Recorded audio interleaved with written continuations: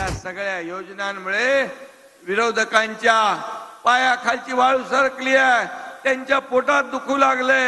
परंतु किती दुखलं तरी योजना ही बंद होणार नाही, ही योजना कायम चालू राहणार असा माझ्या बहिणींना आमचा शब्द आहे।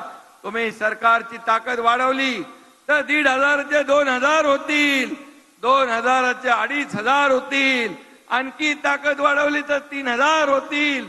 काही लोक लाडकी बहीण योजना बंद करा म्हणून हायकोर्ट मध्ये गेले आणि मला दुःख आहे, हायकोर्ट मध्ये गेलेला व्यक्ती हा काँग्रेसचे अध्यक्ष, त्या ठिकाणी नाना पटोले यांचा निवडणूक प्रमुख आहे, काँग्रेसच्या अनेक नेत्यांचा निवडणूक प्रमुख आहे। माझी त्यांना देखील योजना आहे, विनंती आहे, काँग्रेसच्या महाविकास आघाडीच्या सगळ्या नेत्यांना विनंती आहे, या योजनेला राजकीय चष्म्यातनं पाहू नका, याला विरोध करू नका।